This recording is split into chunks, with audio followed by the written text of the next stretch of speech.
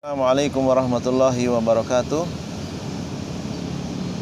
Alhamdulillahirabbil alamin wa bihi nasta'inu ala umuri dunya waddin wa ala alihi wa ashabihi ajmain. Amma ba'd. Sahabat muslim dan muslimah rahimani wa rahimakumullah. Kita lanjutkan kembali pembacaan kitab Syarhu Tafsiri Kalimatit Tauhid. Penjelasan tafsir kalimat tauhid. Di halaman 24, paragraf yang terakhir, orang-orang yang mengatakan guru-guru mereka, orang-orang soleh, sebagai pemberi syafaat di sisi Allah, yaitu mereka meminta syafaat ketika hidup di dunia. Wahai syekh, wahai guru, wahai pak kiai, wahai pak ustadz, berikan saya syafaat. Perbuatan yang seperti ini dikatakan perbuatan syirik. Ya. Dalilnya adalah surat Yunus ayat 18. Dan kita sebagai seorang muslim, alhamdulillah bersyukur kepada Allah. Kita meminta syafaat itu hanya kepada Allah saja. Jadi insya Allah tidak ada yang tersinggung. Ya. Tidak ada yang baperan. Ya. Karena meminta syafaat kepada orang-orang saleh itu kebiasaan orang-orang kafir, kebiasaan orang-orang musyrik dahulu. Adapun sekarang alhamdulillah sudah banyak kaum muslimin yang sudah serius belajar tentang tauhid. Jadi kita tidak tersinggung dan mudah-mudahan tidak ada yang tersinggung. Kalaupun ada yang tersinggung, mungkin karena ketidaktahuan saja, mungkin karena belum tahu tentang pelajaran tauhid secara rinci. Ya. Dalil yang menyebutkan bahwa meminta syafaat kepada orang-orang yang telah mati atau kepada guru-guru kita, kepada orang-orang soleh, ini termasuk perbuatan syirik. Allah sebutkan dalam surat Yunus ayat 18, wa ya'buduna min dunillah, dan mereka menyembah selain Allah. Ya. Di sini menggunakan 4 kata ya, ya'buduna min dunillah, menyembah selain Allah. Kalau kita persingkat apa namanya? Kalau menyembah selain Allah, namanya musyrik. Perbuatannya syirik, orangnya musyrik. Ya. Mereka menyembah selain Allah, apa yang disembah? Ma la yadurruhum wa la yanfa'uhum. Yang disembah tidak bisa mendatangkan bahaya, tidak bisa mendatangkan manfaat. Ya. Wa yaquluna, orang-orang musyrik mengatakan haula'i syufa'una indallah. Mereka ini adalah pemberi syafaat kami di sisi Allah. Ya. Jadi orang yang meminta syafaat kepada makhluk, meminta syafaat di dunia, ya, maka dikatakan oleh Allah ya'buduna min dunillah, menyembah selain Allah. Jelas sekali ya. Ayat ini ayat yang muhkam, sangat jelas sekali. Orang awam sekalipun kalau baca artinya langsung paham. Oh, kalau begitu ayat ini memberikan pelajaran kepada kita, syafaat itu diminta kepada Allah saja, supaya kita tidak dikatakan sebagai orang ya'buduna min dunillah. Ya. La'iba asyaitonu bihim ila hadza. Ya. Jadi setan itu telah mempermainkan manusia. Ayo minta syafaat, minta syafaat. Syafaat itu bahasa Arab, ya. Bahasa yang tidak asing. Tetapi setan mempermainkan mereka, meminta syafaatnya bukan kepada Allah, tetapi kepada orang-orang soleh. Ya. Kemudian kita lanjutkan matan yang ke-16. Falladzina yaj'amu ahlus syirki fi zamanina annahum wasaituhum humul ladzi yusammihim al-awwaluna al-alihata wal wasitatu huwa al-ilah. Maka orang-orang yang berbuat kesyirikan di zaman sekarang, mudah-mudahan di negeri kita tidak ada, mudah-mudahan ya. Kalaupun ada ya itu kewajiban kita untuk mendakwai mereka. Mereka meyakini bahwa orang-orang soleh, baik yang hidup maupun yang sudah mati, mereka itu adalah wasaid. yaitu perantara yang bisa menghubungkan dengan Allah, yang mana disebut oleh orang-orang dahulu disebut alihah. Alihah itu jamak taksir dari al-ilah. Jadi orang-orang musyrik dahulu, mereka itu gentleman. Ya, gentleman itu terang-terangan. Jadi orang-orang soleh yang telah mati, mereka jadikan perantara, mereka jadikan wasaid, ya, dan menyebutnya sebagai alihah, Tuhan-Tuhan. Wal wasitatu huwa al-ilah. Ya. Jadi perantara itu ilah. Ya. Al-musyrikun al-awwalun, orang-orang musyrik dahulu di zaman Nabi. Ya'budunahum wa yusammunahum alihatan. Mereka menyembahnya dan menamakannya dengan alihah. Walidzalika lamma qala lahum Rasulullah, oleh karena itu ketika Rasulullah mengajak orang-orang kafir Quraisy, mengajak untuk mengucapkan la ilaha illallah, kita lihat jawaban orang-orang musyrik di zaman Nabi direkam di dalam Al-Quran, yaitu dalam surat Shad ayat yang kelima, aja'alal alihata ilahan wahidan. Apakah dia Muhammad ingin menjadikan sesembahan-sesembahan yang banyak, kuburan-kuburan yang dikeramatkan begitu banyak, dijadikan hanya satu saja sesembahan? Animsu wasbiru ala alihatikum. Pergilah, tetaplah menyembah kesembahan-sembahan kalian. Ini adalah perkataan orang-orang musyrik yang tidak mau menerima dakwah tauhid. Mereka tetap bertahan di atas kesyirikan. Ya. Sammuha alihatan, menamakan orang-orang soleh yang dijadikan perantara dengan nama alihatan. Terjemah Indonesianya Tuhan-Tuhan. Demikian juga Allah rekam kaumnya Nabi Nuh yang melakukan kesyirikan dalam surat Nuh ayat 23. Wa qalu la tadarunna, mereka berkata, jangan sekali-kali kamu tinggalkan alihatakum, kesembahan-sembahan kalian. Ini orang yang menentang dakwahnya Nabi Nuh. Wala tadarunna, jangan sekali-kali kamu meninggalkan Waddan, nama orang soleh yang telah mati. Wala suwa'an, jangan pula meninggalkan ulama yang sudah mati, suwa'an. Wala yagusa, jangan meninggalkan Yagus. Wa ya'uqo, jangan tinggalkan Ya'uq, jangan tinggalkan Nasr, wa Nasro. Al-awwaluna sammuhum alihatan. Ya. Orang-orang musyrik di zaman Nabi Muhammad dahulu, demikian juga di zaman Nabi Nuh, memberikan nama dengan alihatan, Tuhan-Tuhan. Karena mereka memang betul-betul mengakui, ya, orang-orang soleh yang telah mati tersebut dijadikan perantara. Menjadikan perantara itu sama saja menjadikan mereka Tuhan. Ya. Wal mutaakhiruna, berbeda dengan orang-orang yang hidup belakangan di zaman sekarang. Alladzina yadda'unal Islam, mereka mengaku bagian dari Islam. Sammuhum wasaito, memberikan nama dengan wasaid, perantara. Wasufa'a, memberikan nama pemberi syafaat. Walam yusammuhum alihatan.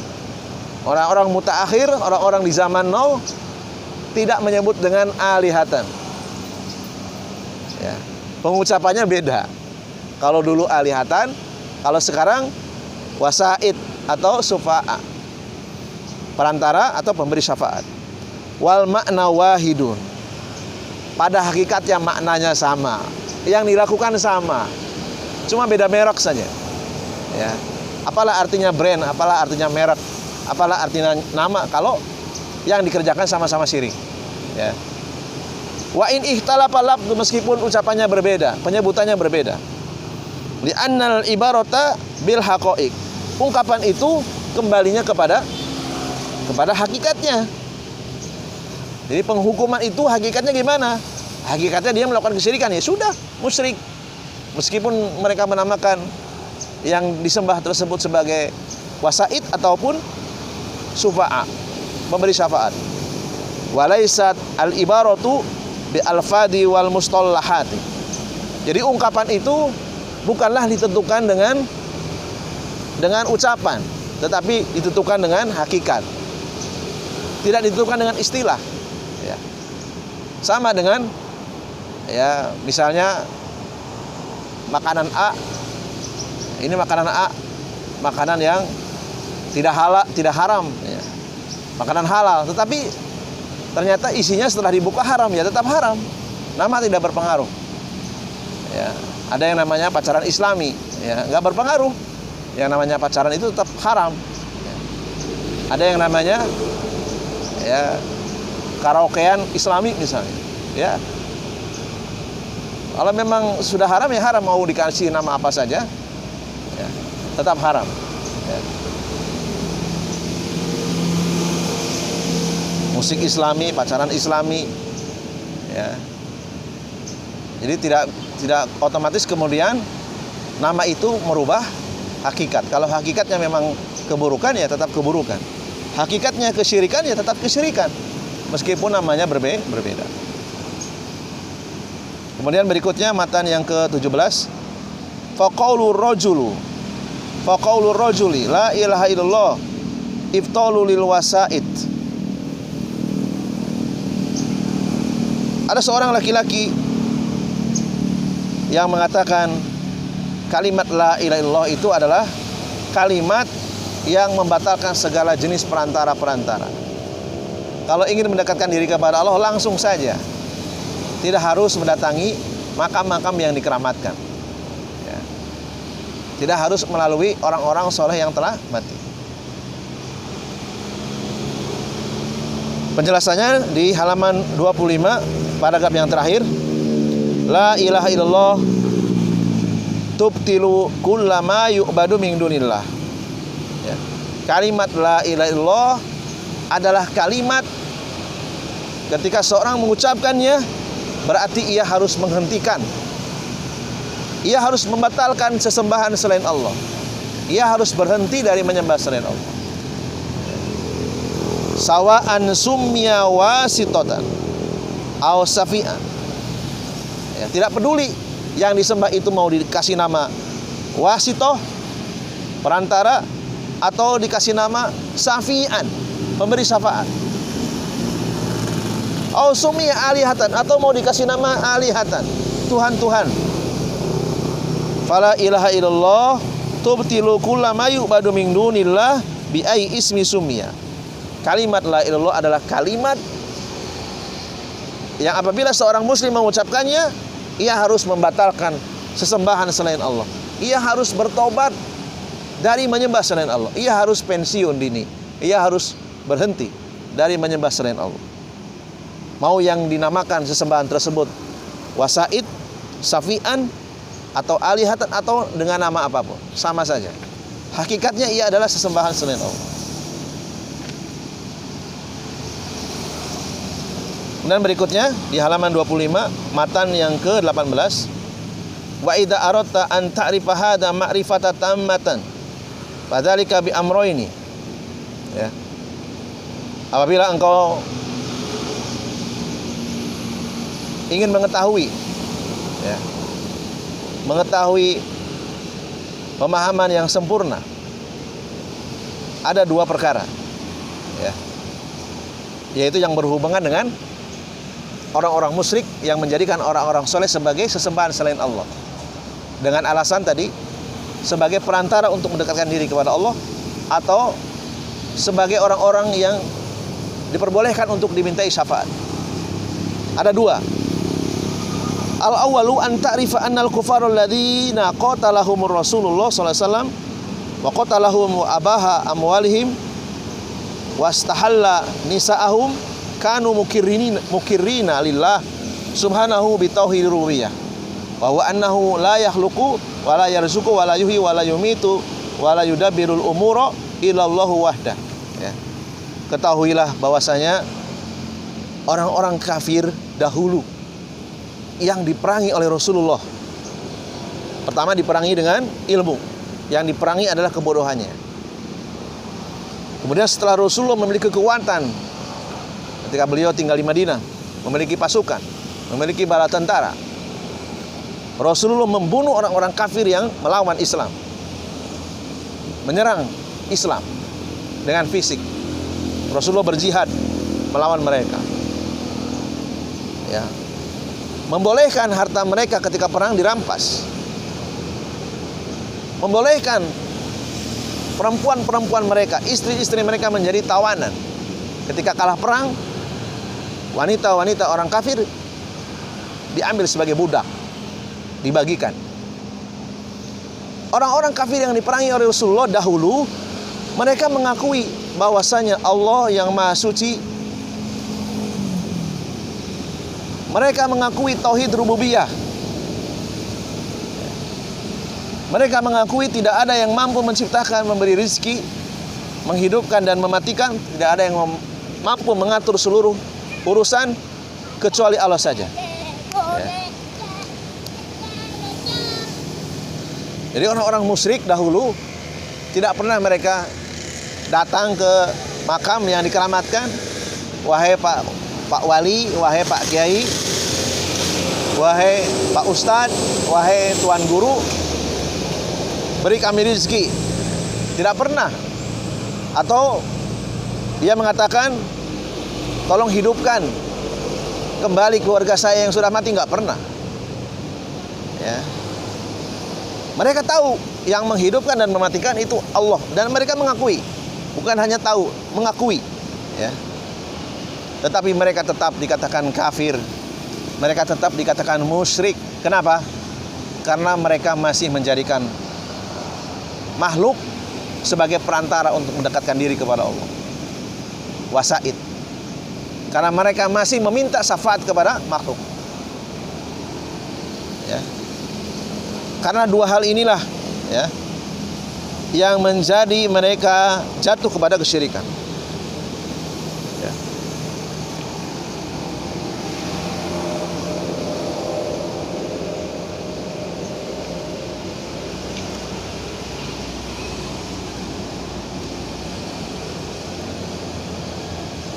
Dalilnya adalah surat Yunus ayat 31.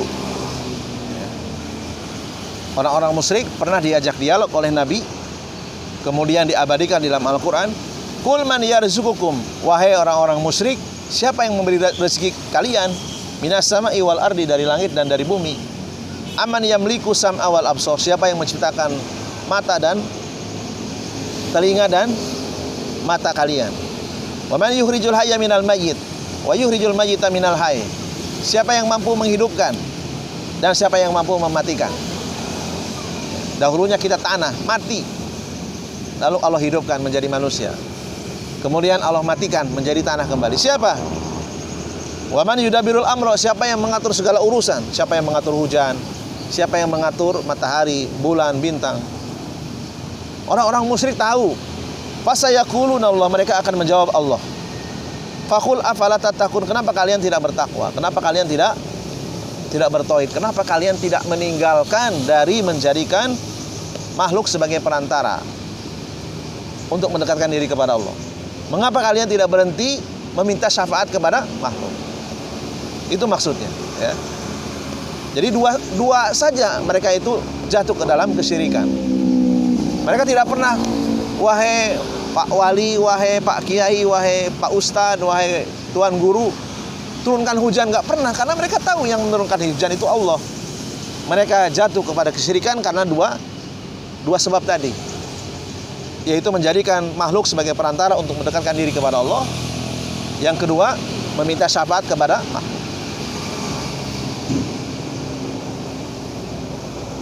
Kita lihat penjelasan dari pensyarah.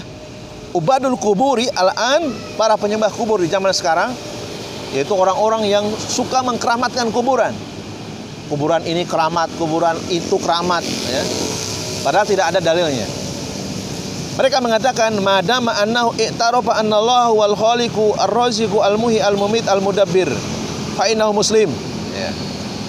Yang namanya muslim itu adalah, ini menurut mereka, menurut para penyembah kubur, selama mereka mengakui Allah itu adalah pencipta, pemberi rizki, yang menghidupkan dan mematikan, yang mengatur alam, maka dia muslim.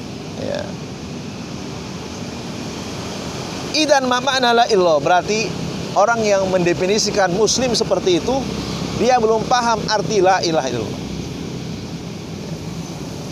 Laisa laha makna indahum, mereka itu tidak tahu makna la ilaha illallah. Padahal sudah kita jelaskan tadi, kalimat la ilaha illallah itu membatalkan sesembahan selain Allah, membatalkan dari perbuatan menjadikan makhluk sebagai perantara untuk mendekatkan diri kepada Allah, membatalkan dari meminta syafaat kepada makhluk. Li'annal musyrikina yaquluna hadzal ladzi yaqulu haulai. Kalau mendefinisikan muslim hanya sebatas pengakuan Allah pencipta, memberi rezeki, yang menghidupkan, mematikan, maka ini juga sama yang dikatakan oleh orang musyrik. Apa bedanya kalau begitu antara musyrik dengan muslim? Kalau tidak ada bedanya, berarti mengartikan muslim hanya sebatas pengakuan Allah itu pencipta, pemberi rezeki, dan seterusnya, maka ini definisi yang salah, pengertian muslim yang salah. Mungkin ini saja dulu yang bisa kita bacakan. Insyaallah ta'ala kita akan lanjut pada sesi yang akan datang. Mudah-mudahan penjelasannya bisa dipahami dan bisa diambil faidahnya, dan semakin membuat kita waspada dari kesyirikan-kesyirikan yang mungkin masih saat ini masih ada di sekitar kita, yang mungkin saat ini masih ada di negeri kita. Dan ini adalah kewajiban kita untuk memberikan nasihat kepada saudara-saudara kita yang lainnya, agar mereka tidak jatuh kepada kesyirikan yang sama yang dilakukan oleh orang-orang musyrik dahulu. Subhanakallahumma wa bihamdika asyhadu an la ilaha illa anta astaghfiruka wa atubu ilaik. Assalamualaikum warahmatullahi wabarakatuh.